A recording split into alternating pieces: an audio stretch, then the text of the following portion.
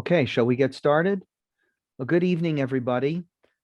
For those who don't know me, my name is Rabbi Jared Grover. I'm the senior rabbi at Beth Tikva Synagogue, and I'm really pleased this evening to be joined for this interview with a good friend of Beth Tikva. Ali Ehassi is a member of parliament for Willowdale. That is the riding that the synagogue finds itself in. I just want to give you a little bit of a biography so you can understand Ali's CV. He was first elected as a member of parliament for Willowdale in 2015. And I should say he is also the parliamentary secretary to the Minister of Innovation, Science, and Industry. He was born in Geneva and raised in New York City and Tehran. Mr. Ehassi moved to North York with his family in his early teens. Before entering politics, he worked as a lawyer in the private sector and as a public servant at the provincial and federal levels. A proven community leader, he has worked hard to strengthen the local economy, bring investments to local and sustainable infrastructure, and support Canada's strong position on human rights around the world. Mr. Ehassi has a Bachelor of Arts from the University of Toronto, a Bachelor of Law from Osgoode Hall, a Master of Economics from the London School of Economics and Political Science, and a Master of Laws from Georgetown University. Ali is joining us for this series. A few weeks ago, we had the chance, you know this, Ali, to speak to Aaron O'Toole and ask him a couple of questions about his vision for Canada and comments about current events. And that's what this is, the same thing for you. Now, I also want to say we invited the leader of the NDP, Jagmeet, to sing, either him or one of his representatives, anybody from the NDP, to come and talk to us. And we're disappointed that, unfortunately, he declined the invitation. I don't want to hold him against him, but I'm upset at him for other reasons too. He wasn't so nice last week in his comments about the Israel-Palestinian escalation. I'm gonna get to that with you tonight, Ali, if that's okay. Just for your comments and for some appreciation about how the Prime Minister responded. But before I get there, I just want to say to everybody, what we've tried to do in this series is have non-pandemic discussion. Because if by now you're not sick of it, I'm sick of it. And I'm sure more than anybody, Ali is sick of it. We want to talk about the future, about maybe rebuilding, how the country ought to be rebuilding after the pandemic. That said, I think that Ali should take a lot of credit along with the government for how things seem to be going now. My understanding, Ali, is that Canada is hitting records every day with number of vaccinations, and that from coast to coast, the emergence from this crisis seems to be drawing nearer every day. So thank you for everything you and the government has done to make that a reality. But that's all I want to say about the pandemic. Now I want to get to the real reason for this discussion, which talk about the future, Canada's role in the world, and how it can serve its citizens better at home. So because it's on the minds of everybody right now, at least in our community, I'm looking to see first if you have any words to offer after the ceasefire was declared, about what we saw in this country and in the world regarding the recent escalation of violence in the Middle East. It's a tough issue, and we're recording you. Well, first of all, allow me to thank you, Rabbi Grover. It's great to be with you. It's great to be with Beth Tikva tonight. I've been looking forward to this for some time. We had originally scheduled it earlier, but then, of course, things intervened, and I know it's been an incredibly difficult time for everyone. There are developments in the Middle East that obviously pulled on all our heartstrings, and also developments at home. Thank goodness there is now a ceasefire, and that is behind us. But I think it is absolutely imperative, after having seen some incredibly disturbing developments in places like Toronto, Montreal, Edmonton, and other places in our great country. I think there's a lot of work to be done.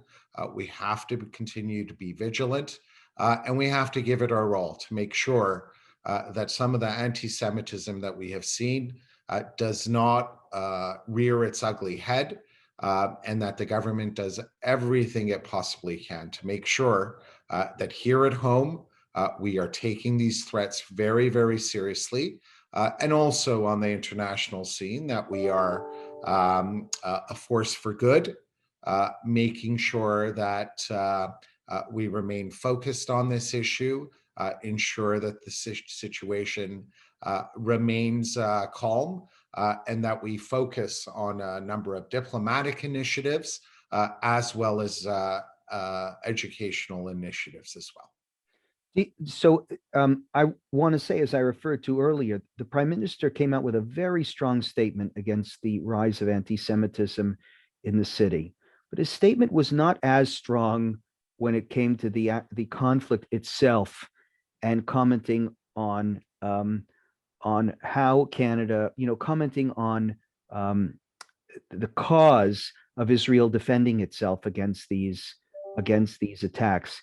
Do you think Canada could have done more during the recent escalation to bolster a moral position with regards to the conflict, given that it seems to be what the challenge is here?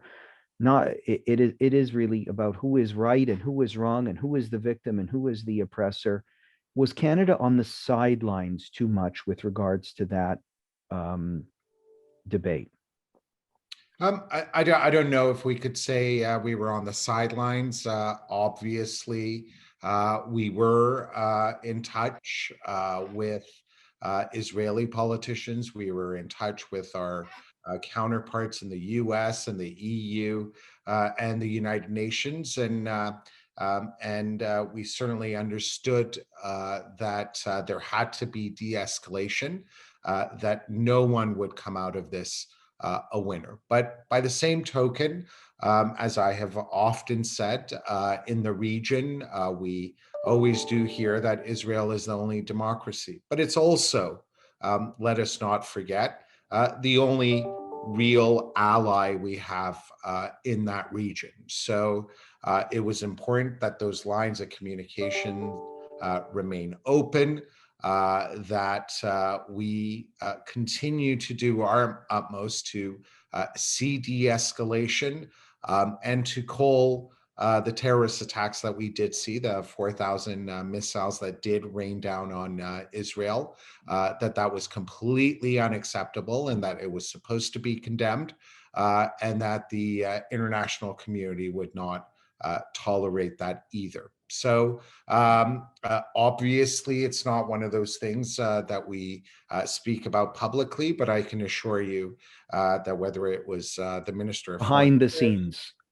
behind the scenes, there Yeah. was lots going on, and we appreciated full well that it was imperative that there be de-escalation, and that despite that reality, that we do condemn terrorism as well. Give us a little bit of background, if you can, about how this issue played out in caucus. I understand there was an aggressive letter, is that true, written to the Prime Minister by certain members of Parliament, asking him to take a more forceful stance against Israel's aggression in Gaza. Did you see that letter before it was issued? Did you only see it afterwards? There has, I'll be very honest with you, since the day I was elected in 2015, I can't think of any other development that led to as many emails coming into our office. Uh, Really? so, yep, this is unparalleled. And Wow. we were hearing from a lot of Canadians. This is an issue that touched many Canadians. But in addition to that, there was very robust discussion within National Caucus and amongst various members of Parliament as well. And as you can imagine, there were different perspectives on this issue. But the Prime Minister from the start was very much concerned about trying to de-escalate and make sure that we play a very positive role in the international arena, and that we coordinate our efforts with allies across the world. It's really interesting what you're saying, that the idea that Israel, that this issue, the Israeli, like with everything going on in the world right now, and you're saying in years that you've never received as many emails and letters of concern about any other issue. Because Jews look at this sometimes and say, why is the world so obsessed with the Israeli Palestinian crisis, watching every move, commenting on every action, when at the same time there are human rights violations going on all over the world in far greater degrees, and often where there's far more moral clarity about who the abuser is and who the victim is. And actually, one of those issues I wanted to ask you about tonight, because we talked a lot with Mr. O'Toole about, and that's the Uyghur. Um, uh, I'm going to say the word genocide, but I know you have some comments about that, about the treatment of the Uyghur minority in certain parts of China. Because Jews look at this and say, "Hold on, there's a million Uyghurs in China who are being sent to internment camps, and yet the world who are defenseless, and yet the world's focus is on Israel, where we're trying to fight against terrorists here who are seeking to push Israel into the sea." Um, can you comment on how the liberal government and how you maybe see the situation in China with the Uyghurs, and whether there's more that Canada ought to be doing to defend human rights in that context? Uh, Thank you for that question. Obviously, all of us are very much concerned about Chinese conduct. I don't think a day has gone by where most of us have not thought about the terribly arbitrary treatment that the two Michaels have been subjected to. But in addition to that, I think it's important to say that what is happening to the Uyghurs is completely unacceptable. It's deplorable, and it should be condemned. The issue, and this also, there was a robust debate as well, as there should be. I personally obviously have a good grasp of international law. I know the case law. And I was of the opinion that the preferred approach, insofar as I personally was concerned, was to refer to it as a crime against humanity. And the reason I say that is we recognize full well as Canadians that if we are to be a force for good on the international scene, it's important that we be consensus builders, and that when we do adopt a stance, that stance be adopted in other countries as well. And looking at the evidence, and I really want to make sure that I don't leave anyone with the impression that I don't think what is happening to the Uyghurs is deplorable. It is. It should be condemned in the strongest terms. But I believe that if one is Doesn't meet the level of genocide. And you have an international law background, so you come at this from a very well researched, well thought out place. I don't know, but I can assure you, I have read the case law on genocide. I have read the case law on crimes against humanity. And as you know, in international law, there is no hierarchy insofar as different crimes are concerned. Right. So it was my personal opinion, and others will disagree with me on this issue, that the better approach would have been to refer to it as a crimes against humanity, so we could rally the other members of the international community to come to the same place, and so we could essentially be more forceful on this issue. Do you think Canada should be sending athletes to compete in the Beijing Olympics? I don't think that anyone cares specifically about my views on this. This is an issue Do that, you think the government should be issuing a statement that it will not be sending athletes to the Beijing Olympics because of China's human rights record? again, and this has always been my approach to international development. I think it is incumbent upon us to get a better sense as to what the international community does do with respect to the Olympics, and to be part of that consensus. A lot of times I have seen our country adopt positions that have not been adopted by others, and that really doesn't have the necessary impact or the moral persuasion that it is supposed to have. So this is an issue that many people are concerned about, and we should keep our ears to the ground and act with other countries so it does have the intended consequence that it's supposed to have.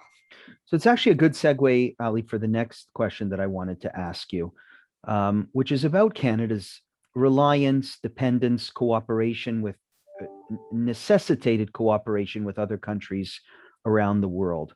I think so. We're not going to talk about the pandemic, but one of the things the pandemic revealed is how dependent Canada really is on other countries. We didn't have vaccine manufacturing in Canada and relied on foreign exports, which set us back compared to our neighbors south of the border. There was an incident a few weeks ago with the Michigan pipeline, right, where we learned that Canada was really at the mercy of a pipeline for its energy supplies. And on top of that, the way you speak about China, Canada really needing to have international cooperation if it's going to take a moral stance on human rights abuses in the world. So we're talking about building back better. Is part of building back better making Canada more self-reliant? That is, I'm sort of pushing you on your point earlier that we need to be rallying the world around our moral positions and sort of saying, you know, the world is a messy place right now, and the world in times of crisis is not going to be having help to Canada high on its list of priorities.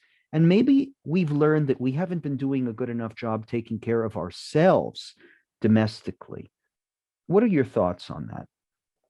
Well, my first thought is that if you look at so many developments that have happened around the world over the course of the past 5 or 6 years, you will see that the world will essentially intervene and affect us as things unfold elsewhere.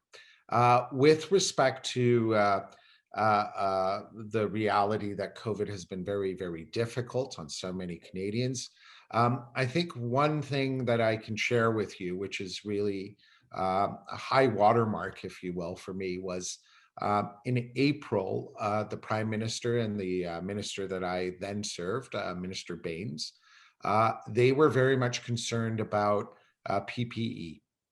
And what they did is they were trying to mobilize Canadian industry because at that particular juncture, and this is just over a year ago, less than 1% of the PPE that was being used in our country was produced here in Canada. Once the Prime Minister and Minister Baines actually did try to mobilize Canadian industry, the ministry that I serve, we were in touch with 7,000 Canadian companies that were rolling up their sleeves. They really epitomized what innovation is. They pivoted into producing PPE, into producing hand sanitizers and things of that nature. So as a result of that Canadian resolve and of Canadian innovation, today we produce 50% of the PPE that we are all dependent on. I just But is the lesson there, Ali, that we have to, it seems that the lesson there is we've got to have that for pipelines too. And we've got to have that for vaccine manufacturing too. That is, our ministers need to be able to call up a domestic pharmaceutical corporation and say, we need vaccines and we need them now. It's easy to make textile manufacturing into PPE manufacturing. It's a whole other ballgame when you're talking about pipelines and projects that and infrastructure that take years and years to build. So is that the lesson there, that when we build back, we have to learn about relying on ourselves first? So, as you know, supply chains are so incredibly important with respect to the production of so many different goods that we depend upon. So now, as you know, the talk is about how those supply chains have to be resilient, and we all have to be thoughtful in our approach to that. So that's one thing. But there's also another lesson to be learned, and that is there are certain things that we cannot leave to chance. There should be no rolling of the dice, if you will, and we do have to produce it at home. So, for example, as you know, when it came to vaccine production, since the 1980s, we were not producing vaccines in this country. So as a country, we had ignored that reality, given that globalization was occurring and that vaccines were no longer, it didn't seem to make sense to produce them in Canada. But I can tell you that within the first month of COVID-19 being declared, our government had invested approximately $700 million in biomanufacturing. That's a process that is ongoing because these things require not only an outlay of investments, but also a long runway as well. So again, my ministry is responsible for developing biomanufacturing. And as I'm sure you have heard, the minister I currently serve, Minister Champagne, has been making a whole host of announcements so that we are never again caught in this vulnerable position where we're incapable of manufacturing our own vaccines. So And there are many, many lessons to be learned. right. And that was certainly one of them. Another one, as I'm sure you will agree, was with respect to long-term care. That is something that we all have to really, really take incredibly seriously. It's not acceptable to have royal commissions look into issues and then to ignore the findings that public health officials and other experts do produce. So the government has been really throwing money at a lot of different projects lately. You've named a few just in that response, but the famous CERB and all the other kinds of assistance that are out there have led Canada to a massive debt load with which it is emerging from this pandemic. I want to ask you a If I moral, could just yeah, say one thing. sure. First of all, I think insofar as vaccines are concerned, obviously, we are very much aware of the complications we had to contend with as a country. But I can assure you, with the exception of a few countries, whether it be Israel or whether it be the US, that really were the gold standard when it came to administering vaccines. Every other country was caught in this terrible, terrible predicament where they were having a hard time procuring, they were having a hard time administering. So that's the first thing I wanted to put out there. The second issue, which is just as global, is every OECD country is currently spending, just making sure that the scarring that has been left by COVID-19 and all the hardships that has been created are dealt with in a responsible fashion, and hopefully we can come out of this roaring. And our fiscal position going into COVID-19 was at the very, very top of the OECD. It continues to be at the top of the OECD. If you look at debt to GDP ratios, Canada is an incredibly enviable position vis-a-vis the other G7 countries and vis-a-vis other OECD countries. So you're saying comparatively, you don't think that Canada's debt load is all that bad. It may look bad on paper, but if you compare our spending to spending around the world, we're very much we're very much in the ballpark of where other countries are. Fiscal responsibility and looking at those numbers, yes, we are one of the leaders of the pact. If you look at other countries, they have essentially followed the same approach that we have. They are spending because they realize that in terms of long-term economic resilience, that is the better approach. In addition to that, as I'm sure you're well aware, the IMF is constantly holding us up as an example of a country that is making those strategic investments to hopefully come roaring out of this medically induced coma of our economy. Right.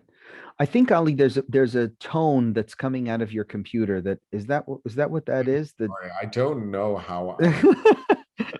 It keeps beeping every couple of I seconds. apologize, Rabbi Grover. It's okay. If you can turn it I off, realize that you could hear it. I can hear it. Okay. Yes, we're all hearing it. If you could mute it, that it would be helpful. So you're not worried that this debt load is going to be down the line on the backs of the next generation. That is, yeah, everybody wants to spend, everybody wants to get things started up again. But these are massive numbers that we're talking about that somebody is going to have to pay for one day. Should Canadians be expecting higher taxes in the years to come so that federal spending can be more balanced? All I was trying to say, Rabbi Grover, is that we are within the parameters of international consensus. Okay. After the spending is done, again, as you know, prior to COVID, there's only 2 countries in the G7 that had AAA credit rating, and Canada was one, Germany was the other. We continue, after having been through what we've been, to be a leader of the pack and have one of the most healthy fiscal records out of the OECD countries. So for you, there's the moral question of debt is seen through the lens of where we are in the international community. But I want to ask you about ways that this debt might be affecting Canadians right here in our neighborhood. Because what I hear from a lot of young people, especially, is that the low interest rates that's fueling this debt cycle are also fueling a housing bubble that makes it unaffordable for average people to find a home of their own. Is the federal government doing enough to address the high price of housing from coast to coast in this country? Are things getting out of hand?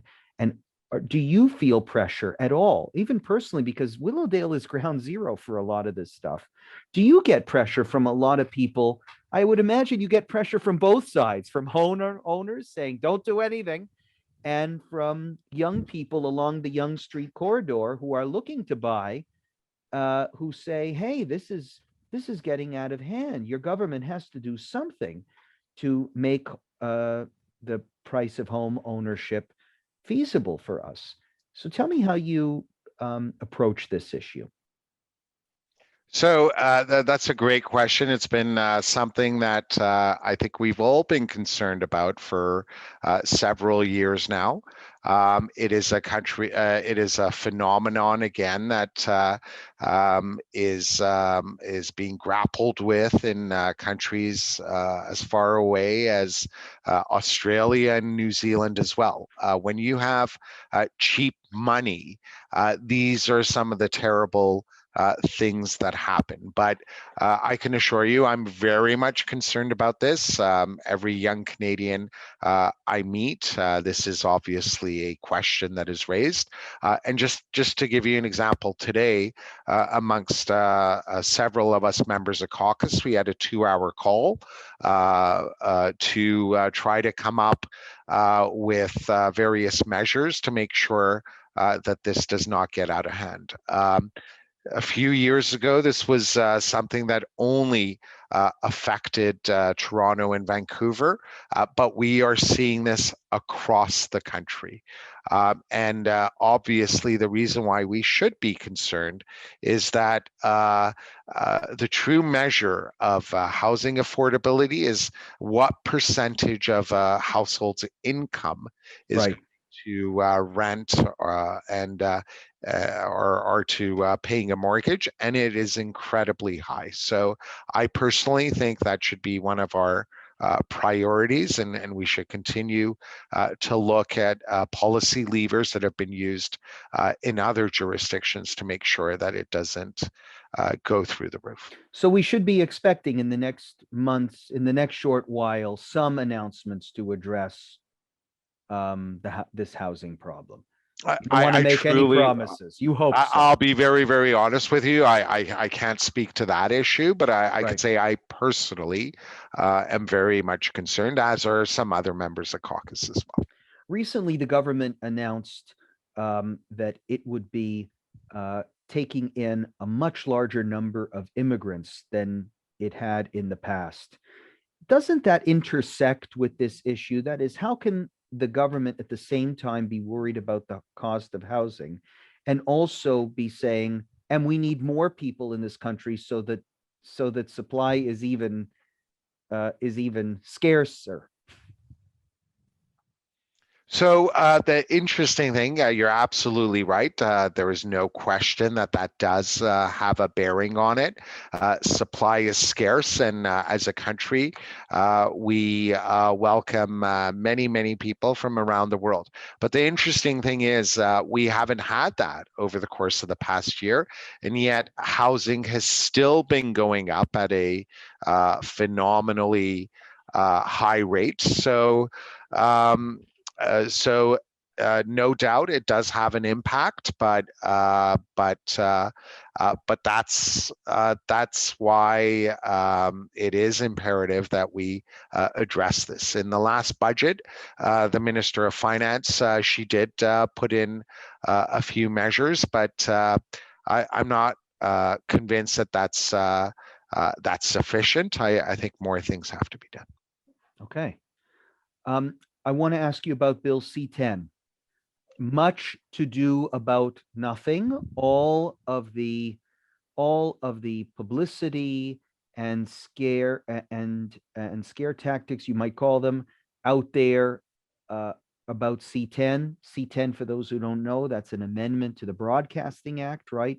That many people are saying is a tremendous incursion into free speech. What are your thoughts? I think you put it much better than I could have possibly put it. Yes, there was a lot of scaremongering that was going on. I think it's imperative that I point out that there is nothing in that bill that will curb freedom of expression in this country. That would not have been the the means to do anything to curb freedom of expression. However, that having been said, I think given developments that we've spoken about, that hate crime on social media be something that be taken very, very seriously, given some of the disturbing incidents that we have seen. And very soon we will be seeing legislation adopted by the government which deals with hate crime. And the most important aspect of the new legislation is that it will obligate social media platforms to take down hate crimes within 24 hours. And that is something that Canada is going at alone, or this goes back to your comment about Canada really needs to be addressing big issues in a collaborative way. Is this something that Canada really has the power to control all by itself? So hate speech on social media, or again, are we stuck, trapped because we're reliant on other countries so much for our media and the platforms that they now appear on, and we really can't control? So insofar as hate speech in and of itself is concerned, yes, given that the obligation will be on social media organizations to monitor it and to take it down within a certain time frame, that is something that we can do domestically. However, other aspects of social media, and there are many, many, a lot of those other issues have to be dealt with on a more multilateral level. Right. So those are the questions I had for you. I am really grateful for the time that you gave us this evening. Is there anything else that you'd like to share about where Canada finds itself now, and what keeps you maybe energized and motivated after what I could only imagine must have been a terrible, terrible couple of what is it now, 14 months to be an MP. Well, Or don't you feel like it's enough already? It's time for me to I think move on.